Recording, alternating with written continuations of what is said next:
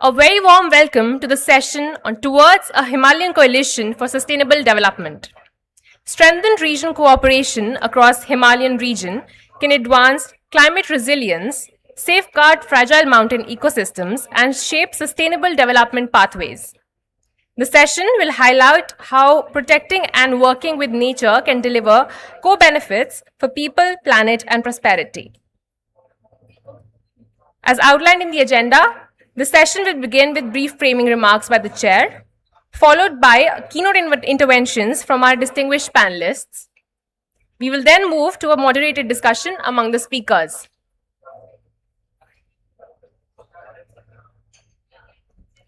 Allow me to introduce and invite our esteemed panelists on the dais. Mr. Ajay Kumar Bhalla, Honorable Governor of Manipur. Dr. Pema Gamcho, Director General, International Center for Integrated Mountain Development Nepal. Ms. Namita Prasad, Joint Secretary, Ministry of Environment, Forest and Climate Change. Mr. Durwood Zelki, Founder and President, Institute for Governance and Sustainable Development. Ms. Sonali Ghosh, Director, Kaziranga National Park, Assam. Mr. Ram Kumar S., Secretary, Planning, Government of Meghalaya. Mr. Mingma Tempa Sherpa, Commissioner cum Secretary, Planning and Development Department, Government of Sikkim. And Dr. Deepanka Saharia, Senior Director, TERI. Now it is my pleasure to introduce the chair and moderator for this session, Mr. Ranjit Barthakur, Founder Forester, Balipara Foundation. Sir, before I invite you to take the session forward, may I request the panel to gather for a group photograph?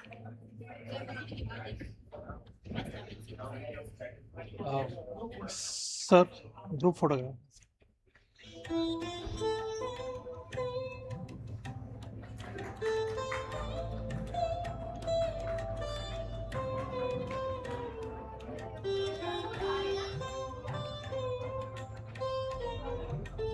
Thank you. With this, sir, and I hand over the floor to you. So now today we have 100 startups coming, so we can commercialize these. I request everybody to please be seated. We're commencing with the panel discussion. I repeat, I request everybody to please be seated. Do I have use of this? Do I have use of the iPad? Hello, hello, hello. There's somebody, do I have use of the iPad? No. I'm assuming not. Anyway, doesn't matter. Yeah, hi everybody. Thank you all for attending this session. I look forward to sort of working with such a esteemed and high-level panelist. We have with us very important and very influential people who actually are on this panel. And I think as we go along, I'm presuming that all of you would have read their names, but I think it's important to just highlight who some of them are. There is Sri Ajay Bhalla. He is a senior and a dear friend from Assam. He was the earlier Home Secretary of the Government of India, and he is now a peacemaker in Manipur and has done a very good job in actually bringing about happiness of people and actually worked in coalition to make people work together to try and bring about peace. A tough job, but he's doing a great job. So welcome, Ajay, for this session. Then we have with us Pema Gamtso, who's the head of ICIMOD. ICIMOD is actually a beautiful organization. I know there are a lot of issues around whether cross-country and cross-border mechanisms can work, whether these multilateral work can work, but nature has no boundaries. So actually ICIMOD, if we work around the problems and suspicions that we have, would be the right organization, and you get nobody other than Pema, who's from the land of happiness from Bhutan, who's actually leading it. So he is an excellent influencer and an important person for this whole session. Next is Mr. Sherpa from Sikkim. Sikkim is, as you know, one of our closest mountain states. It's very high on ecological resources, starting from water, land, and management of just not forestry. I think this debate, which we were earlier talking in the other room, of development versus equality and environment is something that will continue. But one thing is for sure, there must be a greater credibility on environment. In fact, actually, there's a nice book written by an Indian origin person who was born in East Bengal. And he is a person called Sir Partha Das Gupta from Cambridge University. It's called the valuation of nature through the ecological valuation of biodiversity. It's actually got worldwide fame now. So if you can value nature, then it's easy to talk about development versus this. It's not just an environmental report. So I think this is something that Sikkim is done with. Then we have Mr. Ram Kumar from Meghalaya. They're the only state and country in the world who pays for ecosystem services. There are over, I think, 300,000. He'll correct me when he comes to the stage. They're the only state who actually pays a village for ecosystem services, which means nothing but agroforestry, nature, and everything else that goes with it. They're still struggling with valuation, but they've been awarded global awards recently recognized, and Ram will tell us about that. Then we have Namita Prasad, who's a very young evangelist, always been in environment. She's actually been doing ecosystem services, but also actually in the Ministry of Environment, she's been taking a very big lead in terms of valuation and in terms of actual accounts of what is ecological value. I think in her role, it's a tough role because development is defined one way and ecology defined another. Then we have Dawood. Dawood is the president of the Institute of Governance and Sustainable Development. Theoretically, a very strong organization. While they were based in Washington, I think they've been doing a great job, despite all that very high headwinds. And they've actually moved their office also to Paris, where actually they continue to do good work in combination with the strong headwinds of Washington. We then have Sonali, who's a very dear friend. Sonali, I knew her from the time she joined the service in Assam. She's the first woman director of a park of the recognition of Kaziranga National Park. She's done a fantastic job.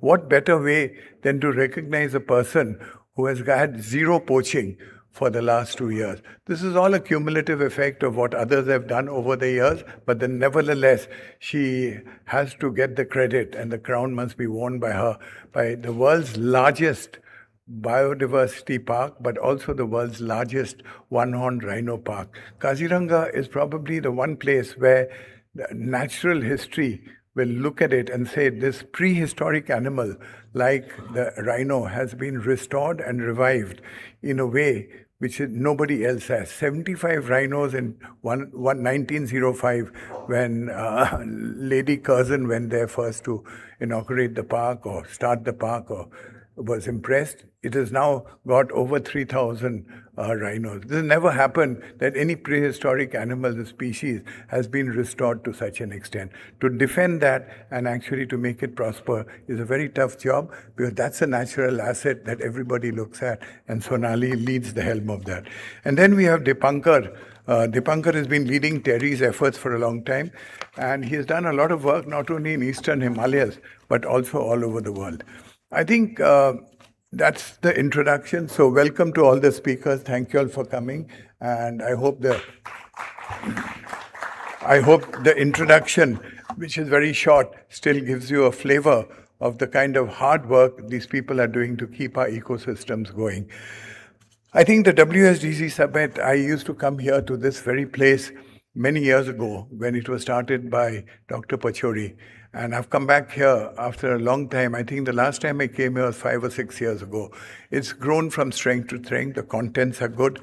I think a good question that was asked to me by Governor, that what is the purpose of this?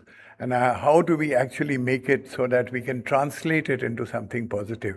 And the one way is everybody gave a suggestion as to what a case study is. And if everybody on the panel tried to give a case study reflection of this, then actually we will move ahead in trying to do something.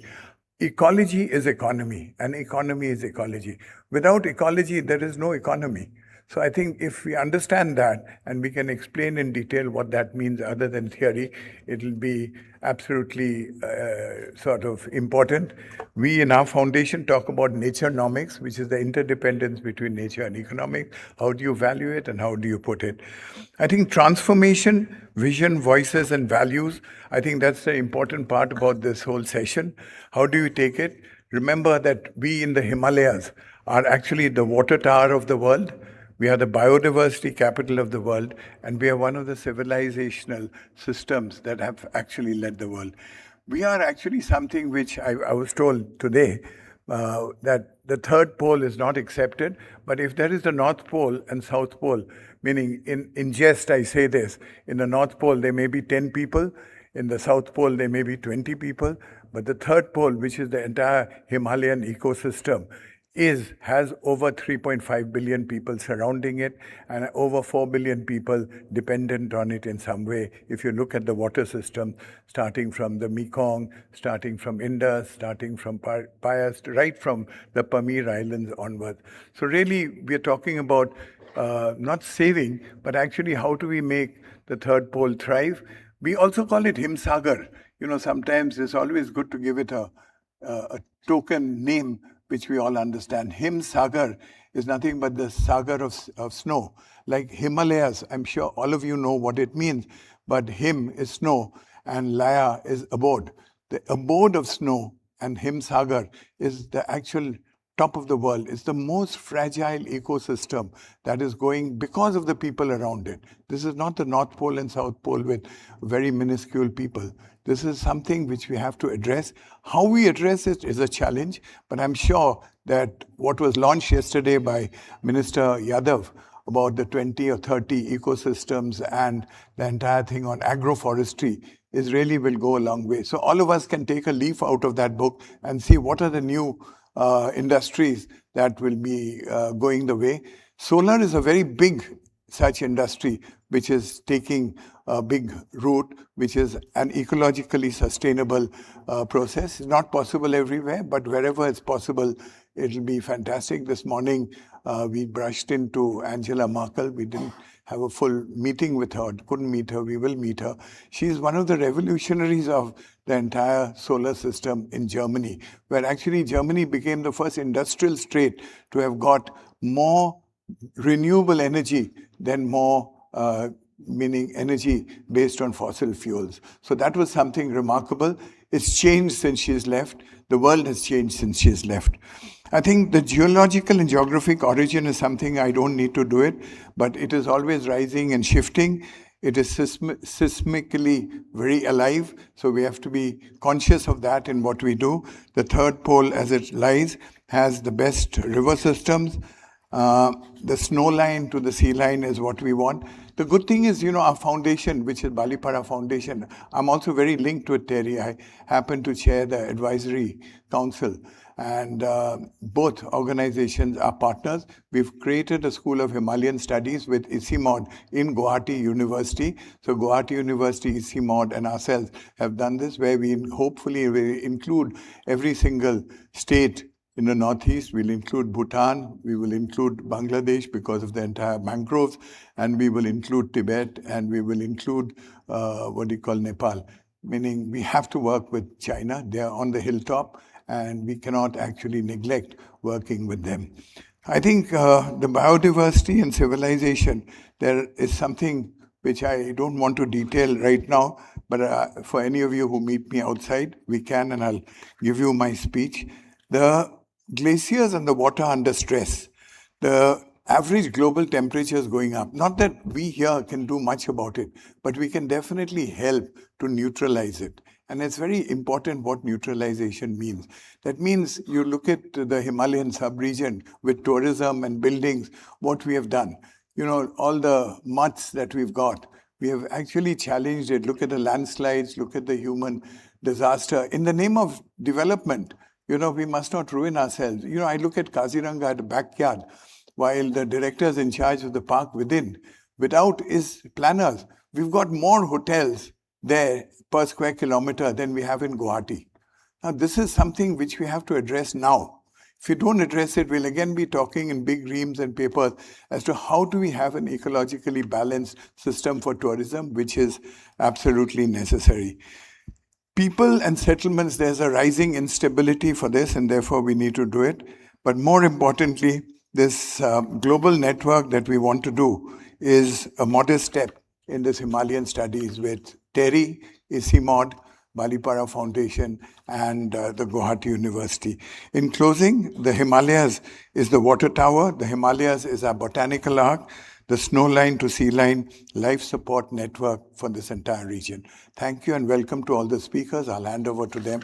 I do hope that I haven't been taking more time than I was required. I've been shown by the people below that I've taken 1 minute more. So sorry for that. Welcome to this session. Hope you all enjoy it. Thank you.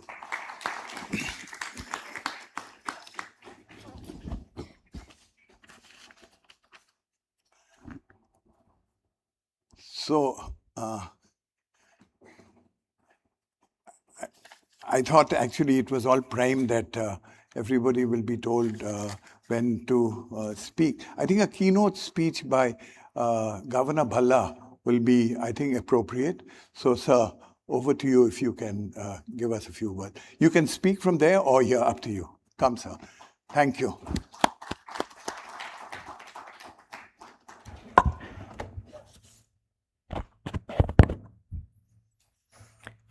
Excellencies, distinguished delegates, colleagues, students and friends, all invitees, a very good morning to all of you. It's an honor for me to speak on this theme, which Mr. Bhattakur mentioned. I was asking the question, what are we going to do? Towards the Himalayan Coalition for Sustainable Development, a very nice topic, a subject that's not merely environmental in nature, but civilizational in significance. I feel privileged to participate in this August gathering. Today we are here not only for exchange of ideas, but to explore practical pathways for cooperation to protect this fragile mountain ecosystem. All of us understand it's a very fragile thing, but what to do, perhaps we are not putting everything together. Himalayas are not just a mountain range. Himalayas are India's ecological shield, Mr. Bhattakur described. They are the water tower of India, the cradle of our rivers, the guardian of biodiversity, and the cultural soul of millions of people. From northeast to western frontiers, the Himalayan ecosystem sustains agriculture, hydropower projects and livelihoods across the nation. They regulate our monsoon patterns, recharge our rivers, store vast carbon reserves and sustain millions of livelihoods. The population is on the increase, the development processes are on the increase, and the consequences are also on the increase. Yet today, they stand at critical crossroads. Climate change, seismic vulnerability, landslides, glacial lake outburst floods, biodiversity loss, and unplanned infrastructure are converging into a complex web of risks. And these events are becoming more frequent and deadly across Western Himalayas more than eastern side. Therefore, the Himalayan Coalition for Sustainable Development must be built not only on sustainability, but on risk-informed development. The Himalayan risk landscape is multidimensional and systemic. It's not episodic or isolated. We need to understand the risk landscape, which is humongous. Studies from disasters like Dharali, South Lonak and Joshimath reveal how extreme rainfall, glacial dynamics, structurally weak slopes and haphazard urbanization interact to produce compound disasters. Building multi-story hotels on a system where there is no sewage system, the Joshimath example. From Shimla to Shillong, we are sitting over perhaps bombs because the kind of drainage systems, the kind of construction which has taken place, we don't know whether the geology of that place will be able to handle it or not.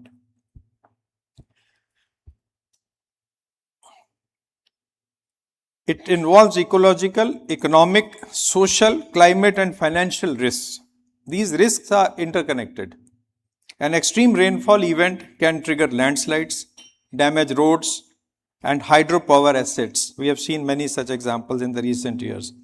Disrupt river systems and destabilize local economies downstream. Therefore, understanding the Himalayas requires a shift from sectoral thinking to an integrated risk-based approach that anticipates cascading impacts and builds long-term resilience rather than reactive response, which we have been doing actually mostly as reactive. My own experience as the Union Home Secretary dealing with the disaster. Effective risk-integrated planning in the Himalayas requires strong institutional convergence rather than fragmented sectoral action. So who should do what is the issue? Perhaps we need to put more things together. The Ministry of Environment and Forest and Climate Change needs to anchor ecological and climate risk assessments within environmental approvals and long-term carbon strategies. The Ministry of Jal Shakti needs to embed river basin vulnerability mapping and spring-shed security into water planning. The Ministry of Tribal Affairs needs to ensure that community rights and traditional knowledge-based resilience strategies are put in place. We need a dense network of AWSs, rain gauges, lightning sensors, radars, satellite network and all, plus 24/7 centers that fuse these feeds and help us in preventing disasters. At the strategic level, perhaps Niti Aayog can drive interministerial coordination through a Himalayan Risk and Resilience Index, linking fiscal transfers and infrastructure approvals to scientifically assessed risk parameters. Such institutional alignment ensures that development in the Himalayas is anticipatory rather than reactive, evidence-based rather than ad hoc, and resilient rather than vulnerable. A Himalayan carbon credit approach can be developed, easier said than done, but one can think of, which can combine opportunity with prudence, forest conservation, afforestation, soil carbon enhancement, and community-led ecosystem restoration can generate measurable carbon credits and create new revenue streams for these mountain states which are otherwise resource constrained. However, strong risk safeguards are essential to prevent overestimation of carbon stocks. A well-regulated community-centric carbon framework can convert the Himalayas ecological services into sustainable economic value without compromising environmental integrity or social justice. We need to learn from global best practices also. Global mountain regions offer valuable lessons in risk-responsive governance. We may not be identical with various such places, but we can learn lessons. Japan integrates strict seismic codes, real-time early warning systems, and resilient mountain infrastructure to minimize disaster losses. Switzerland enforces hazard zoning and avalanche risk mapping to regulate construction in vulnerable alpine zones. Peru combines glacier monitoring with community-based water adaptation planning in the Andes. The common thread across these models is proactive risk mapping, scientific land use regulation, and strong local participation, an approach the Himalayan region can adapt to shift from disaster response to long-term resilience planning. For sustainability, high technology must be embedded in social and development coalitions. Innovation is central to transforming Himalayan vulnerability into resilience. Advanced technologies such as satellite-based glacier monitoring, AI-driven landslide prediction models, drone-enabled forest surveillance, and real-time hydrological sensors can significantly improve early warning and disaster preparedness.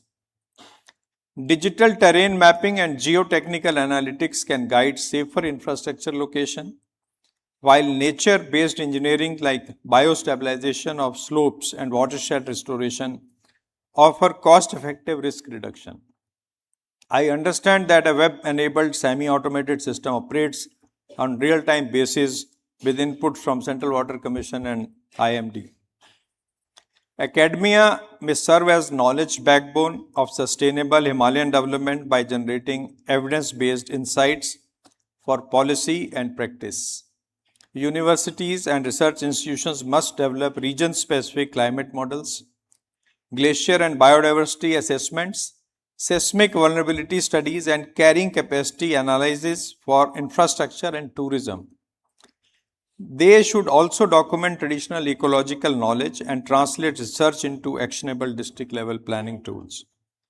By strengthening data systems, standardizing risk assessment methodologies, and building local administrative capacity, academic institutions can transform science into strategy while ensuring that Himalayan development is informed, adaptive, and resilient. And I am sure institutions like our IITs, GB Pant National Institute of Himalayan Environment, TERI, and many other such institutes can play a major role. Friends, the future strategy for Himalayan lies in institutionalizing a risk-informed, carbon-positive, and community-centric development framework. Government can establish a permanent interministerial Himalayan Council, operationalize a Himalayan Risk and Resilience Index to guide investments, embedding mandatory climate risk and carrying capacity assessments into all major projects, and creating a dedicated mountain climate finance and carbon facility to monetize ecosystem services. A future-ready Himalayan strategy must shift from reactive disaster response to anticipatory resilience, aligning ecology, economy, and equity in one integrated national vision. In conclusion, I would like to emphasize again that Himalayas are not merely a geographic frontier. They are India's ecological security system, water lifeline, carbon sink, and cultural heritage. The choices we make today will determine whether the Himalayas become a zone of escalating risk or a model of resilient and sustainable development.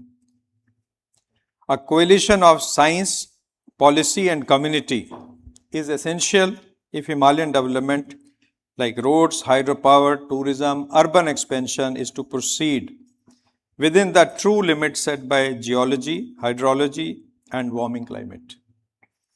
Let us commit to a coalition that is science-driven, risk-informed, financially innovative, and community-led. If we safeguard the Himalayas, we secure our climate, our economy, and our future generations. The responsibility is collective. The moment is urgent and the opportunity is historic. We are still learning lessons from the Western Himalayas disasters. We can still do something better towards the Eastern Himalayas side.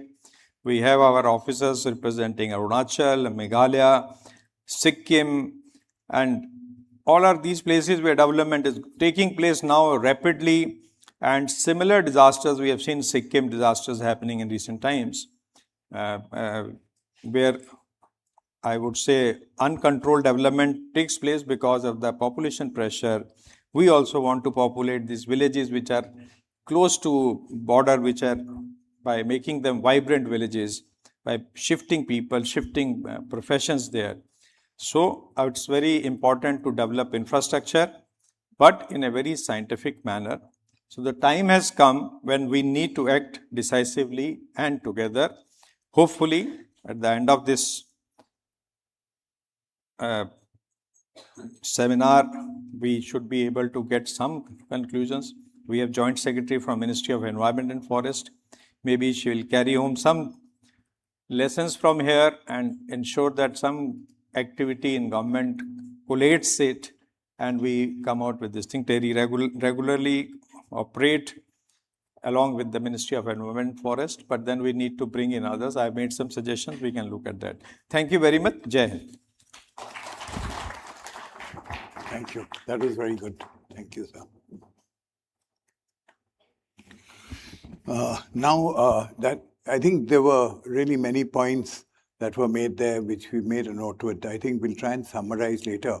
But all of them were action points, which is the good part about this. Not just a talk show, but it's also a show to implement a lot of the cautionary advice, but also action-oriented advice that Governor Bhalla gave us. Thank you, sir.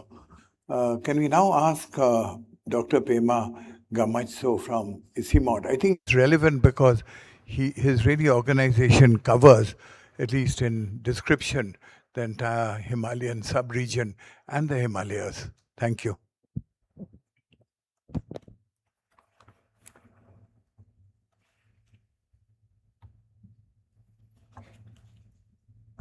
Thank you very much. I think Ranjit ji has talked about the importance of the Himalayas, and the Honorable Governor has touched on the need for collaboration across institutions within the country and also the need for cooperation across countries. Now, what I'm going to do is I'm going to ask you a question. Now, in addition to whatever Ranjit ji has said, that the Hindu Kush Himalaya is the water towers of Asia, the biodiversity hotspots of Asia, the cultural heartland of Asia. I would like to say that the Himalayas are also the region, is also the region that is very close to heaven. So if you believe that heaven is above, the Himalayas are very close. So we should all join hands to protect this very, very important ecosystem. Now I'm going to touch on the need for transboundary cooperation because that is the mandate given to ISIMOD. His Excellency, the Honorable Governor, has laid out the need for national level collaboration, but many of the issues that we are discussing are transboundary in nature. So what I am going to ask you all is to think of ourselves sometimes as the birds that fly across the Himalayas from one wetland to wetland, as the snow leopards that move across the mountain meadows from one mountain range to another, and as a tiger that move across the Himalayas from one forest to another. And of course, as human beings who share the responsibility for all these species. Now, I'm going to talk about something very specific so that we can think about how can we collaborate and in what areas. Now, I'm going to talk about the glaciers, the cryosphere, the glacial lakes. Within the Hindu Kush Himalayan region, we have something like 54,000 glaciers.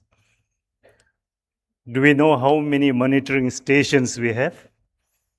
We have only 38 sites which are monitored. 54,000 glaciers and only 38 monitoring sites. And that also, in spite of the fact that the consequences of what happens in one glacier have implications across the region, we do not share information. How can we address this? The need for more monitoring stations, the need for more exchange of collaboration, the need for more collaboration among scientists, among policymakers. And only then can we say definitively that this glacial lake is melting so fast that the consequences will be felt along these areas and so on.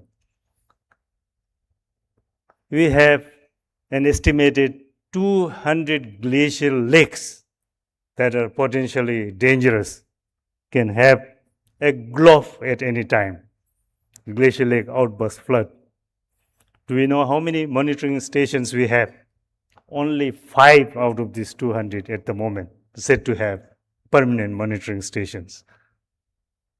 And now, when a glacial lake bursts out, the flood waters do not stop at our borders, at any country's borders.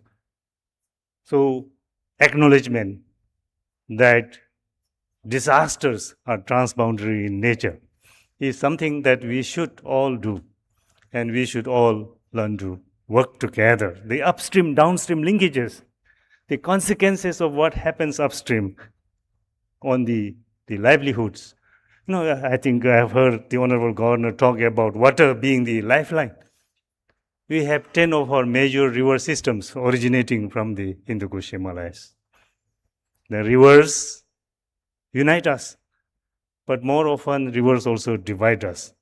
How can we work together on the unifying factors? If you want to protect the economic security, the energy security, the food security, the general well-being of people living in the river basins, downstream areas, then we have to look at what is happening to the glaciers and glacial lakes. Now, I will not go on with other examples, but I think you should also think about all the wetlands. The wetlands are very, very important, but we tend to ignore their importance, and instead of protecting them, we just drain out the water, the swamps, and then build infrastructure on them. And I think that have very serious consequences on the hydrology as well. So these are some specific examples, and I would like to leave you with some thoughts. We have enough information sometimes, we have even technology, we have innovations. But why is it not being shared? Why is it not being scaled up? I think we have to first of all start with acknowledging that all this need a united approach across institutions, across partners, across nations. And then we need coordination at every level, at the local level, national level, sub-regional and regional and global levels. And then there's more communication. We need more communication. We don't communicate. Even within one sector, we have put divisions. So that's why in this structure, we always have division of this, division of that. Instead of divisions, we have to have more unions. So that is something, the communication across partners. And then the need for mapping out all the institutions and individuals working on each thematic areas. Now in India, we are working through the Ministry of Environment, Forest and Climate Change. The Honorable Secretary of the Ministry sits on our board, so it's our coordinating ministry. But as you have heard, we are also establishing a small research center together with TERI, Balipara Foundation and Guwahati University to look at some of the issues that are highlighted by the Honorable Governor earlier. We are also working with NITI Aayog, supporting with the experiences from the region to look at the watershed areas, the spring shade areas, because springs is something that is of serious, importance to us. We are talking about, climate refugees in future, but it's already happening because people are moving out of mountain communities because of already lack of drinking water. Springs are drying up, and there's an urgent need to revive these drying springs. And of course, we are also working with the G.V. Pant Institute of Himalayan Environment, and I think from now onwards, as our Head of Mountain Division, the Joint Secretary from the Ministry is here, Namita Prasad ji, we hope that we will have a very coordinated approach towards addressing these challenges. Thank you very much. Thank you. Thank you, Pema. I'm saying re-establishing cooperation, communication, and direct action for what we are talking about. So after Governor Balla and Pema, I think we've really established that actually this is really not a call for action, but action is already there. We just need to action what we have on the table. Let me change the track a little bit and ask Durwood. He's the president founder of the Institute for Governance on Sustainable Development in Washington and Paris, as I said. So maybe he'll give us a new perspective out of the subcontinent before we come back to very important players of the subcontinent. And maybe, madam, if you go after this, it'll be great. Thank you. Thank you very much, and a special thanks to Terry. I noticed from the great display out in front that in 2004, you had as the lead Paul Crutzen. And Paul Crutzen was one of the people who taught me, along with Mario Molina, Sherwood Rowland, and the great professor Ramanathan, that non-CO2 climate pollutants were the key to slowing warming in the near term. Most people don't know that reducing carbon dioxide, while critical, does not have the ability to slow warming in the near term. This is because it's persistent, and it's because when you shut down fossil fuel facilities, you shut down co-emitted pollutants, including the cooling sulfates, which reflect warming and also nucleate the low-lying clouds that reflect still more warming. So when you shut down fossil fuel facilities, you unmask warming that's already in the system. So Paul Crutzen was one of the people who helped us understand this through his work on the stratospheric ozone layer, along with Mario and Sherry Rowland.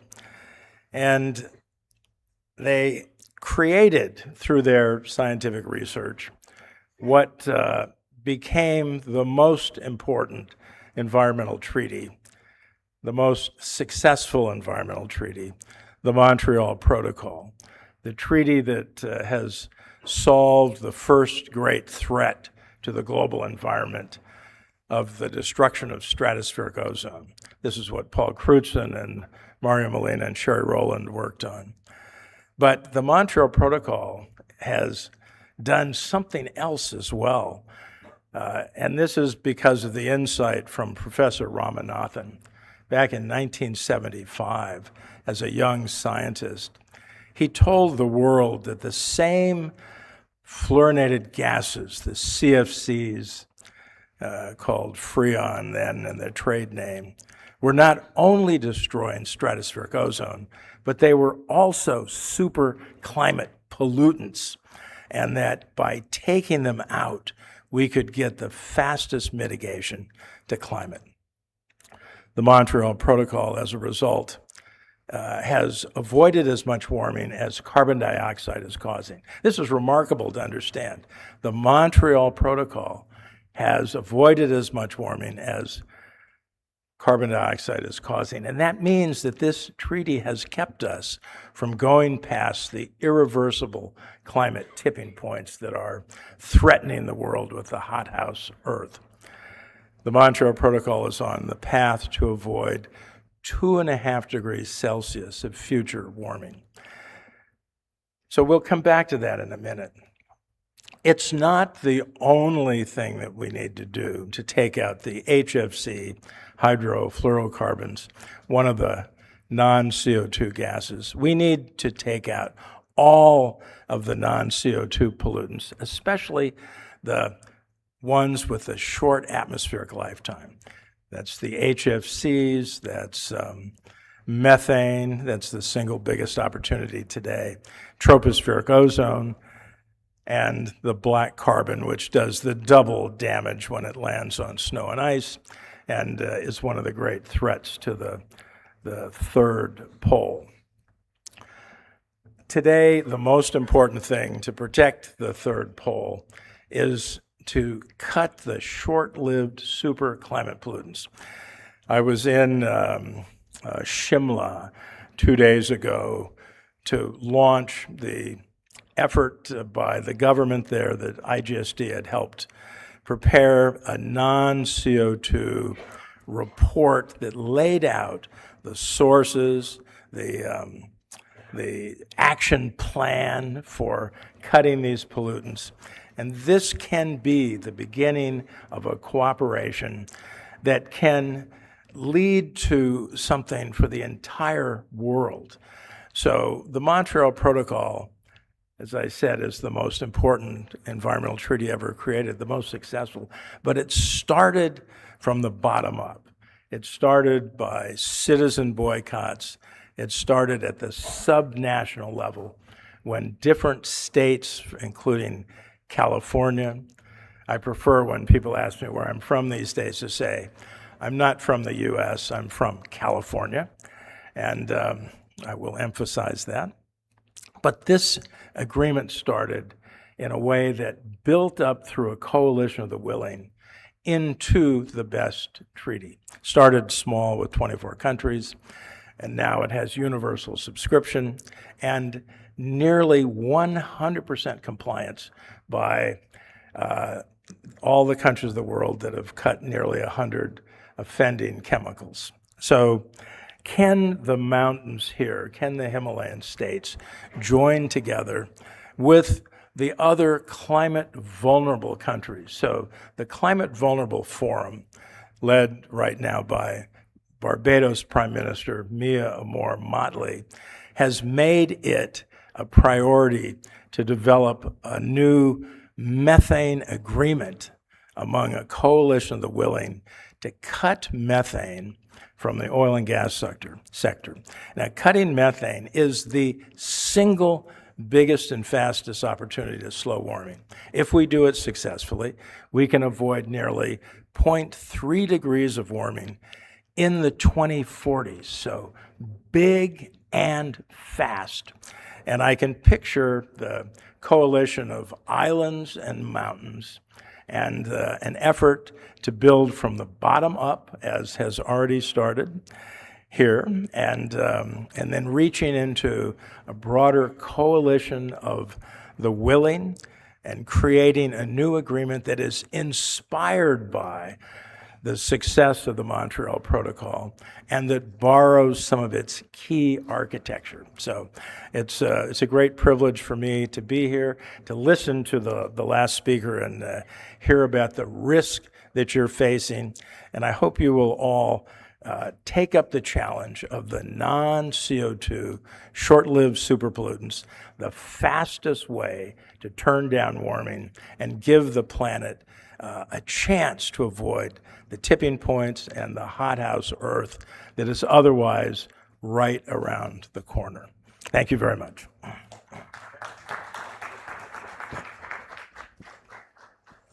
Thank you so much. I do realize that we are really running out of time, not because of you, but Durbar, that was fantastic. Your focus on the Montreal Protocol is absolutely critical for all of us. It's very applicable, actually, to the Himalayan sub-region and Himalayas. Now let me ask Namita to actually say a few words on this whole subject that we're discussing. We've run out of time, but doesn't matter. We'll have to carry on. Speech is not very audible. The mic is. Is this mic all right? Can you all hear me? All right.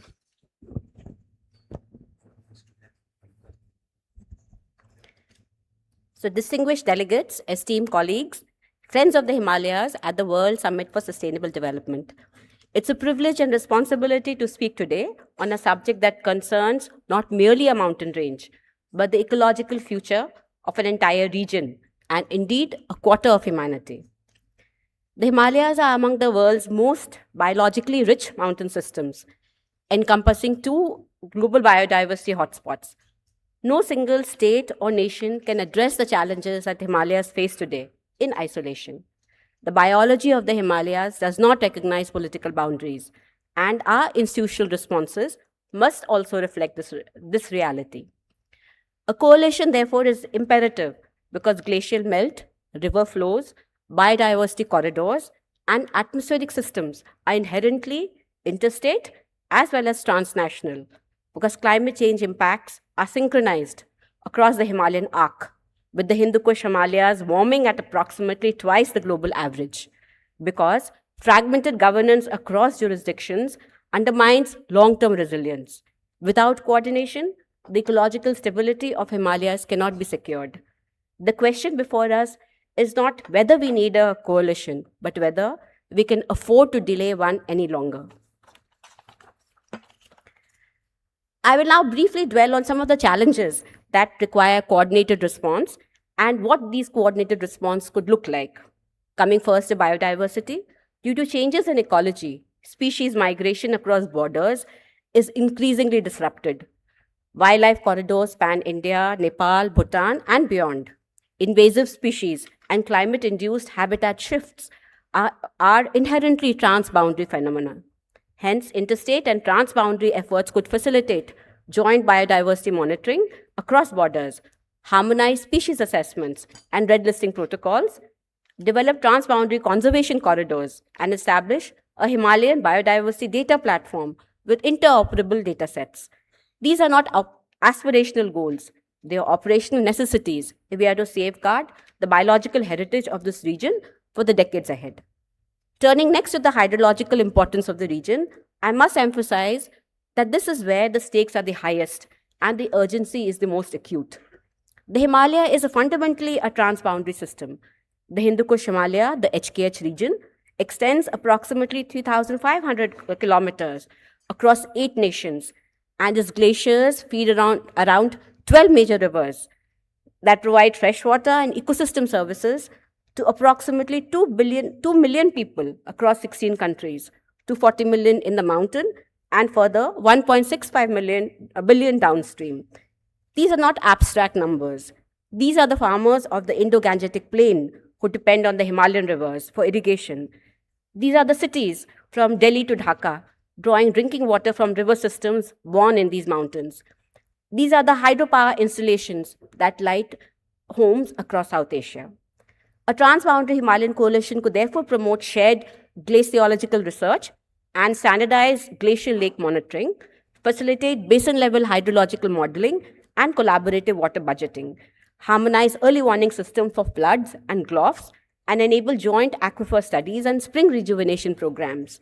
Water security in South Asia, therefore, is at its core a Himalayan question, and it demands a Himalayan answer.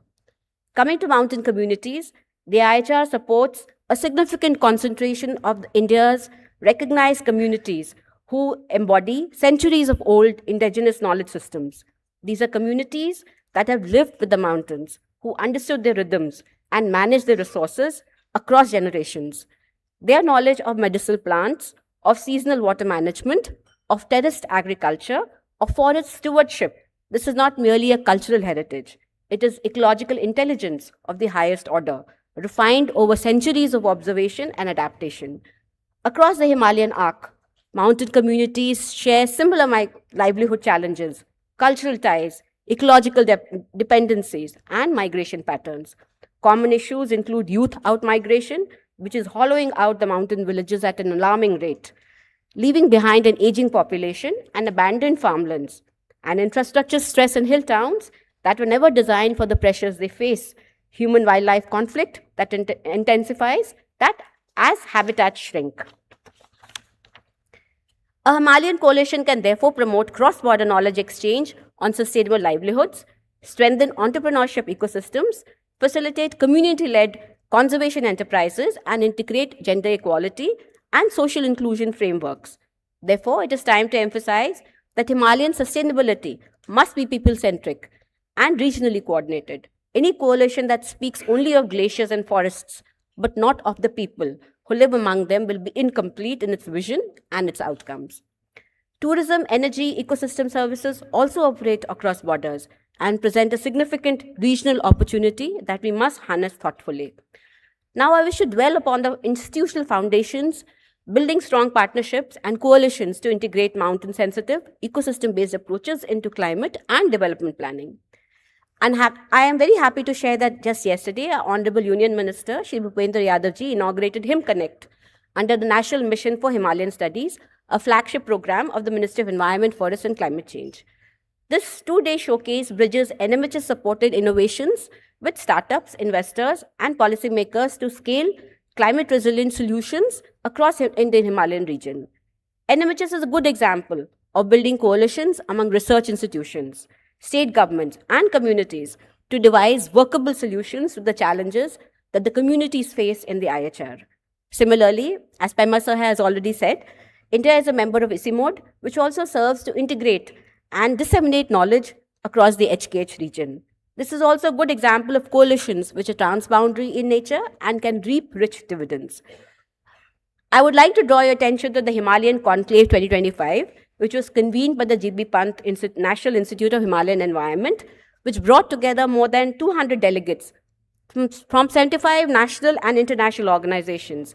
And these composed of scientists, policymakers, practitioners, community leaders, to collectively envision cooperative pathways among institutions, agencies, and bodies that are working in the IHR, both national and transnational, for sustainable environment conservation and socio-economic growth in the Indian Himalayan region in line with Viksit Bharat 2047. Some key recommendations of the conclave that can anchor this coalition include updating the Himalayan Action Plan of 1992, which was developed by GB Pant, and a document which was visionary for its time, but now requires changes in light of the changes that are happening. Then we can think about institutionalizing a periodic Himalayan Environment Assessment Report, a systematic evidence-based assessment that would serve as a scientific backbone for policy decisions across this region. And also strengthening the Himalayan Knowledge Network for youth engagement, because the generation that will inherit these mountains must also be the generation which leads their stewardship. Young people across IHR are deeply connected to the challenges their communities face. But what they need is not awareness. They live these realities daily, but platforms, training, and institutional pathways through which they can contribute meaningfully to solutions. These initiatives taken together can form the scientific and institutional backbone of a transboundary coalition. They move us from an ad hoc response to a systematic, evidence-driven governance, and they are a signal to the international community that India is serious about its role as the anchor of the Himalayan sustainability. Such multi-stakeholder consultation platforms like HimConnect and the Himalayan Conclave, as well as ICIMOD, can serve as knowledge integrators, bringing together fragmented data sets, research programs, and monitoring systems into a coherent whole.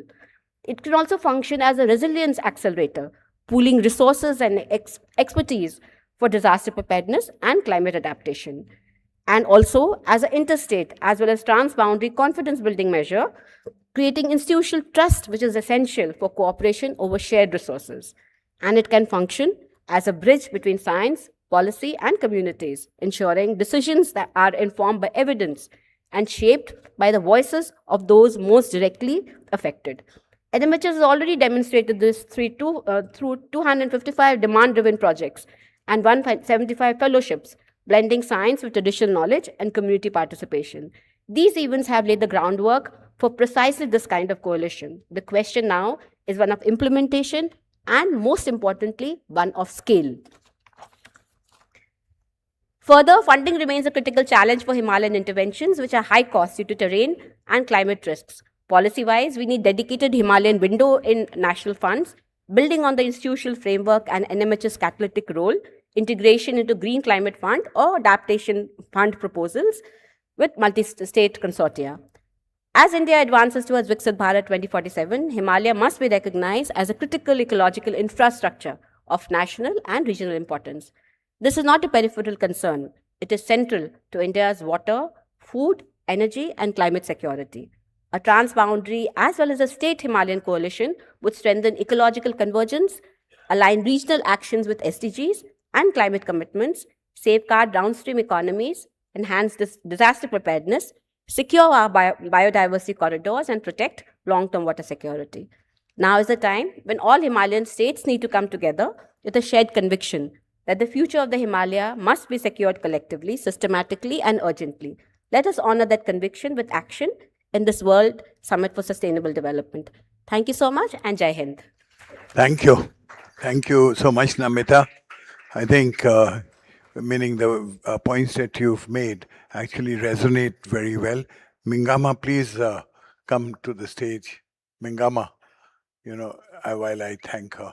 So I think that was really, really good, pointed, and action-oriented. So thank you very much for that, Namita. Namita, it'll be good if we can circulate. Namita, can you hear me? Can you hear me? Okay, so I just thought if we can circulate if everybody could circulate your speeches, we'll take out the action points to do what is required. Thank you. So Mingama. Yeah. From Good Sikkim. morning. But we just have to, sorry, the end people get a little challenged because of the time. So Okay. just- Mine is very brief. Thank you. So, good morning, and Honorable Governor of Manipur, Honorable Chair, and distinguished speakers and guests. I commend these organizers of 25th Sustainable Development Summit for convening this very timely dialogue and establishing Himalayan Coalition for Sustainable Development at a time when the Himalayan region faces unprecedented ecological and climatic stress. Such a collective platform is not only desirable, it is highly essential. The Himalayas are far more than a mountain range, as our predecessors, they have already told. They are beautiful but endangered too. They are a living ecological infrastructure sustaining nearly 2 billion people across Asia. They regulate river systems, influence monsoon, preserve biodiversity, and support fragile mountain livelihood. Today, this vital ecosystem faces unprecedented climate stress. Rising temperature is a concern. Erratic precipitation, glacial retreat, and biodiversity shifts are hard realities we have been realizing today. Since general things are there already spoken, so I'll give some specific example of Sikkim so that it can be these issues can be or developments can be replicated if required. In Sikkim, one of the most alarming manifestation has been the rise in extreme hydrological events. Catastrophic flash flood of October 2023, all of us know, triggered by the breach of high altitude glacial lake, led to tragic loss of life, connectivity, and massive infrastructure destruction took place. There are several glacial lakes which are ever increasing and expanding due to the retreating glaciers. 16 such high-risk category glaciers are in Sikkim alone. Many, as I said, regularly expanding many glacial lakes are there. Climate change is no longer a distant environmental concern. It is immediate threat to ecological stability. There are also another livelihood issues. Ecological disruptions occurring across our alpine ecosystem are equally concerning. Yak, there is yak animal, this cattle, and alpine in the alpine ecosystem. So this iconic high altitude species and backbone of pastoral livelihoods is experiencing stress due to rising temperature and shrinking grazing ranges. Water security is another concern. Now there are erratic mountain aquifers and primary water sources are declining. Sikkim lies within the eastern Himalayan biodiversity hotspot. You know that is the richest ecological regions on earth with over 4,000 flowering plants species, 574 bird species, and around 720 butterfly species. However, Shifting ecological zones now threaten these endemic species and ecosystem resilience. Despite vulnerabilities, all these vulnerabilities, Sikkim remains firmly committed to environmental stewardship and already implemented some landmark initiatives. We are proud to be India's first and only carbon negative state when, with 47% forest cover acting as the significant carbon sink. Yesterday we were privileged to listen that India is going to be net zero by 2070, but Sikkim has already achieved the negative carbon balance. So more than that, Kanchenjunga National Park, a mixed UNESCO World Heritage Site in India, stands as a symbol of our conservation commitment. Sikkim had banned plastic carry bags as early as 1998 and continues its war against single-use plastics through Mero Ruk Mero Santati initiative of the government. That means My Tree, My Child. 108 trees are planted for every newly born baby in the state, integrating ecological responsibility into social values. Families take care the responsibility of trees along with the child. As India's first and only fully organic state, Sikkim eliminated chemical fertilizer, promoting sustainable agriculture practices, and strengthening soil health, preserving biodiversity, and protecting water system. Recognizing glacial risks, Sikkim has established Commission on Glacial Hazard in September 2024 and prepared for the first time in Indian history that detailed project report on GLOF mitigation, signaling a shift from reactive disaster response to proactive disaster reduction. However, no single government can address these challenges alone, as climate impacts transcend administrative boundaries. The proposed Himalayan Coalition offers historic opportunity to strengthen glacier monitoring, establish regional early warning system, access climate action funds, promote scientific collaboration and climate resilient infrastructure, and safeguard mountain livelihoods. Through shared knowledge, shared resources, and shared responsibility, we can transform vulnerability into resilience. The great Himalayas remind us the ecological fragility demands collective stewardship, calling for coordinated actions. People and government of Sikkim, led by the Honorable Chief Minister, stands always ready to contribute actively and constructively to the collective endeavors. Together, through cooperation and commitment, we can ensure that the Himalayas continue to sustain livelihoods, and ecological balance for generations to come.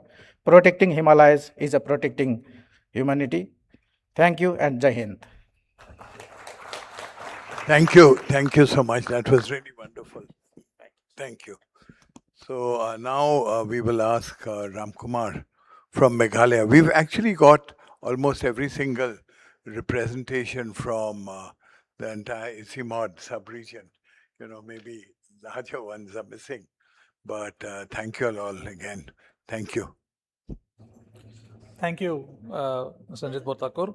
Honorable Governor, Shri Ajay Balla.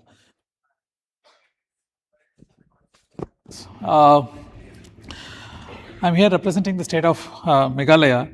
I wanted to take my short remarks on the three guiding questions which was provided before the summit on how do we actually collaborate with various agencies, how do we finance it, and how do you kind of bring the communities together. So agencies need to start the coalition right from the community side. It cannot be top to bottom. The very design has to be bottom up. That I think is very, very key to start that kind of coalition possible between agencies. All the agencies need to start with the community, and the purpose here has to be people and their livelihoods. And it has to be very, very clear that cannot be livelihood if it is not sustainable. We collect so much data and information these days. You can find the AQI data of this particular location if you turn on your Google map. But we collect a lot of information about a lot of land use and climate environment, but it is not accessible to the communities. So the buy-in from the communities in terms of on a day-to-day basis is much lesser. because of the lack of accessible information to them. That is something very important to bring the coalition at that level. And states and regions need to work collectively, because the regions does not mean that it has to be geographically contiguous region alone. Each state, each region across countries, there are a lot of things to learn and share. And this learning and sharing, it is possible through summits like this, but even on a much regular basis, if that can be possible, the coalitions can, that will improve and strengthen the coalition. And in Meghalaya, particularly, we have, I'm very happy to say that Meghalaya is one of the states where 16 to 17% of our budget is climate linked, and with national averages of less than 8%. And Meghalaya, in fact, makes very explicitly green budget to ensure that the political buy-in at all levels are there. Many times the political buy-in for coalition or partnerships are there at the top level. There are very passionate people. Historically, there have been passionate people. But it is very important that the buy-in is again is also sought from the ground level, from without parties and etc. From community level and other level, the buy-ins need to be there. And I'm very happy to say that our Chief Minister is a very big champion of this cause, has taken a lot of personal interest in making this happen, which also has accelerated our move towards making from the budget to the activities on sustainable efforts very serious. And but the current amount of funding is absolutely not sufficient at all. If you look at the kind of pain which a person who is dependent on land, dependent on water, dependent on air for livelihood goes through, it's very less, and we need to do a lot of intense thinking on this funding. In Meghalaya, we have the payment of ecosystem services, where 3.1 lakh hectares of land have been brought under for payment of ecosystem services. Almost all of them are community forest, where the farmers and the community members are being paid to keep the status quo of the particular forests. Until that level of effort is taken to give one part of livelihood. This is not the only solution. A very major part of solution to ensure livelihood is important, but at the same time, technologies like zero budget natural farming, and to promote that activity. In Meghalaya today, there is a clear case study that something like zero budget natural farming has equal or more productivity than the regular and known agriculture activity, particularly in Meghalaya and hilly terrain. That kind of technology, which is closer to people without much of input cost, is very important to bring people into this efforts. And also, very importantly, all the other speakers spoke about Himalaya as a cultural, heritage center, heritage natural site which we have. Same thing in Meghalaya is an extension of it, is the living root bridges which we have. The living root bridges have become our very important kind of a messenger for looking at sustainability and all our efforts. In fact, this living root bridges is the only thing which over a period of time actually becomes stronger. The other bridges which we construct tends to become weaker, but these over a period of time tend to become stronger. The recent Padma Shri Award given for the recipient from Meghalaya, Mr. Hailey War, is from the village which promotes these living root bridges. The state is very consistent about this effort to take it up. In fact, we have a host of 15 to 16 programs which are completely community driven, not driven from top to bottom, but from bottom to top, because they are the ones who are going to reap the benefits, also suffer when these fragile ecosystems get complicated. And as all of you know, Meghalaya is on zone 5 in terms of seismic activity. Also, it's an extremely fragile ecosystem, given a lot of natural disasters because of heavy rains and backflow of waters from Brahmaputra. And we also need to have this very more and fundamental efforts are needed to solve the issue of climate change, because there's nothing to say more, because we are already experiencing the effects of it. We only are coming with a 3 kind of formula, which is mostly on preservation or prevention, livelihood, how we can generate livelihood at the same location, and very importantly, I wish we need to spend more is on technology resilience. How do we build technology for building resilience in the environment, particularly with community members and livelihoods in mind? These 3 things, I think, are very core to taking sustainability, particularly in Himalayan region, forward. I am hoping and looking forward to working with the organizers here in Meghalaya particularly, and we can showcase even more a solid way of putting sustainability and livelihood together. And that is how the state has planned. And to going forward, we have an action plan to be implemented within 2032. And the budgets are also made accordingly in Meghalaya. Once again, thanks for this opportunity. Thanks for the time given. And I wish the best for this event. Thank you. Thank you, Ramkumar. Thank you. Thank you. Dipankar from Terry. And actually, if you can say us a few words, we just need to watch the time. And then we've got Sonali. And then from the group, if there are any questions, I know Pankaj, you have a question, so maybe you can make a statement after Sonali. You can hear me, Pankaj? Thank you, Bhattakur sir. I think most of our panelists have already spoken about that why we really require the coalition to happen for the Himalayas. But two very quick questions that I want to ask the audience, just for thought, not to answer now.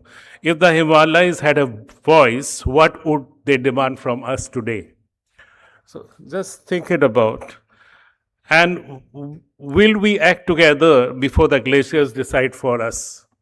So as we have to think about this very two pertinent questions, that why we require a coalition, and understanding the need that Himalayas are a strategic vital asset for India. We cannot ignore it or have Himalayas only for tourism purpose, that we love Himalayas from all angles, but we do not do much. As I've heard most of our honored panelists, we have a lot of ideas that how we can do things better for the future. But it is all very pilot project oriented. And therefore, in one of the recent meetings that I was in MOEF with Namita Prasad ji, and so one thing that we really we have to have a strong partnership with all institutions for execution of the coalition. And one of those vital steps that we have taken under the stewardship of Mr. Bhattakur, our DG Dr. Dhawan, and DGIC mode is about having the Center for Himalayan Studies established at Guwahati University to take forward the entire initiative of how we can work together. I would not, discuss each of the point that has been mentioned here about, what Himalayas that really does for us. Water is the most vital thing that we human require. I think that is being provided by the Himalayas. Any change in the climatic, the climate change and whatever we are doing, if we don't take care, it will be too late for us. It stabilizes the landscapes. We know the highest biodiversity, and especially in the northeastern region, we are the biodiversity hotspot, but we are losing all of them. So what has to be done? We may be expert, there are many institutions, we are best for one or the other, subjects, but we don't have our hands, we don't have a network. So connecting with the community becomes so important. You cannot do anything for any purpose if you are not there working with the communities, making them aware, what has to be done, why they require it, and why also their knowledge has to be utilized. So these are some of the things we really have to think about. We know all state governments have their own policy, but are those policies and the frameworks included in the state action plan? How can all the state action plan of the Himalayan states come together and have a group that we really plan it out on landscape-based projects rather than pilot projects here and there and achieving some data out of it? And how are you utilizing the data set across the Himalayas to make a concrete plan for it for the future? Otherwise, it will be very symbolic, but we don't want, Terry doesn't want any symbolic, we want action in the field. And I am sure the Center for Himalayan Studies that have already started off, we are very hopeful that we will take very, very strong action and make effort to put everybody together to move forward the way we would like to see Himalayas to, happen for us. And also the two questions that I'd ask you, that, who decides Himalayas, what they want and what we need to do for them. So I end here. I'll not take much time. We are already overshooting our time. Thank you so much. Thank you. Thank you, Dipankar. That was very good. Thank you. And now, last but not the least, we have A normally is beginning Assam, but in this case, it's the last, so that we keep the best for the last. So Sonali Ghosh, Director, Kaziranga National Park, has actually been practicing this entire saving of wetlands, species, management of an unruly river, which is all part of the ecosystem. Sonali is the first woman director, and we really respect her. So over to you. Just be careful of the time. There are question and answers after. Yes, sir. Thank you. Right. Thank you so much, sir. Eminent dignitaries on the dais and in the audience. I would like to thank Terry and the organizers to give me this opportunity. I'm mindful of the time, and as Ranjit sir had said in the beginning itself, I would rather, as a practitioner standing before you from Kaziranga, I would like to give a very short case study. I think am I audible? Yeah, okay. Yeah. So as sir was saying, I'm more at the recipient of the Himalayas. We are the floodplain ecosystem in Kaziranga. We have the world's highest population of the greater one-horned rhino, which is a prehistoric animal. Now we are also the world's highest population of tigers in the world, and it is basically because of this wonderful, wonderful floodplain habitat that we have, thanks to the Himalayas on the north, the beautiful river, the wonderful Brahmaputra which flows through it, and several others. Like sir was saying, a very important aspect of climate change and sustainable development, if I would say, is something which is impacting us as site manager in Kaziranga. Yesterday we released our 7th migratory waterbird count, and you will be happy to know that we got over 1 lakh birds in around 120 water bodies, but it was around 7,000 less from what we had monitored in 2025. So we are seeing the climate change. We are understanding that this year we had 40% deficit rainfall, and because of which, we have this flood fluctuation, and the water bodies had dried up and they were choked with water hyacinth, which is again an invasive. So we have these evidences with us which sort of give us the indicator that yes, climate change is here and now, and how do we combat it, how do we sort of take control of it is something where we need a global partnership. As Secretary General of EC-Mode has already said, that for me as Kaziranga, it's important that we connect transboundary, not just within the state, but between the states, and also with the origin of Brahmaputra when we see China and the adjoining countries. So this is one case study which I wanted to project. The other is related to communities and their adaptation to climate change. We had, until recently, we are implementing the National Adaptation Fund for Climate Change, the NAFCC project of MOEFCC, which was a beautiful concept if you see through it in terms of how you combat climate change, or sort of, if I may use the word, mitigation measures, and sort of build and empower the communities. And we have been working with the communities, especially women, for targeting our invasive species, especially the water hyacinth, and seeing that what kind of value addition we could do. I was looking at the wonderful exhibition that we have in the foyer, and I was visibly impressed with the kind of work that the scientists and academic institutions have been doing for value addition. And we would love to get those partnerships. We would love to get people to come in and support us with how do we upscale these short initiatives. With this, I would like to end. Thank you so much. Thank you. Thank you so much, Sonali. It was very good. Thank you. I think with that we come to the end of this panel.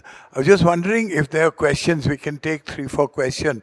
I know one question that has been coming is from Pankaj Sharma, who is to be at the base hill of a very important park called Nameri National Park. Pankaj, what's your question? Can we give a mic there?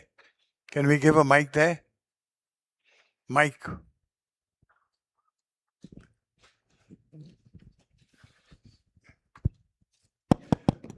Yeah. Can we give a mic there? Pankaj, your voice is, I think, good enough. Why don't you stand up and ask? Make your comments. You don't have to ask a question. Pankaj also used to work alongside with Sonali in the Kaziranga National Park. She's now at the Nameri National Park. Thank you. He's retired since then, but very fond of forests and animals. Yes, sir. Yeah, this Nameri is right at the foothills of eastern Himalaya, and it is a contiguous forest with Arunachal Pradesh. On the north we have Pake. Altogether, Nameri is 200 square kilometer. Pake is 800 square kilometer, and this continues right up to the north to the snow line, right up to the India-Chinese border. And we have your river, which is snow-fed and river-fed. It's a huge diversity. The famous bird, which is known as a white-winged wood duck, is a potential breeding in this park. But the problem, what we are facing now, is not only interstate, but it need a central coordination, because this is one of the prime area where a lot of development is going on. Not only road communication, hydro projects, and a lot of things are coming up. So we need proper planning and proper coordination so that we can save this small and beautiful Eastern Himalaya area. Thank you very much. Thank you. Thank you. Any other questions? Yeah. Yeah, I understand. Okay, so I think just to summarize the session, I'll just make a few highlights. I think the Himalayas are a seismic frontier. It is actually a civilizational inheritance. It's not just a river, a mountain system. The question before us today is whether we understand the urgency. The question is whether we are prepared to align science with our institutions and our political will into a meaningful Himalayan coalition, because the future of the Himalayas will determine the future of Asia, which will determine the future of the world. I think ICIMOD, and I'm not promoting ICIMOD, to me, I do not know of any other institution which is actually ready to take on this challenge. I'm sure there may be problems, but there are much greater opportunities if we all support ICIMOD from a governmental basis and an NGO basis. So good luck, and we'll be around in case you want to ask any question. Thank you very much. Sorry we overshot the time. Thank you. Thank you, sir. Thank you, respected speakers, for their valuable insights, and to all our delegates for being part of this engaging discussion. We will begin the next session immediately. With this, I request Apurva to take over. Also, a note, I request this crowd to not, crowd near the stage area. Will be commencing the next session. And the tea is running at the back. You may help yourself, but please, I request that you remain seated while the session is going on. Thank you.